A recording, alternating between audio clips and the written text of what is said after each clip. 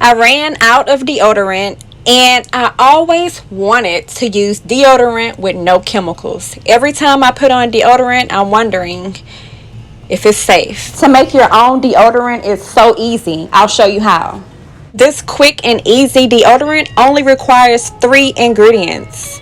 Half a cup of coconut oil. Also add half cup baking soda. Next, add essential oil. You can use essential oil of your choice. I'll use eucalyptus because it smells really fresh. Use whatever your skin agrees with and the scent that you would like in your deodorant. And mix the 3 ingredients together really well. The mixture may appear lumpy. As you continue to mix, the mixture will get to a better, smoother consistency.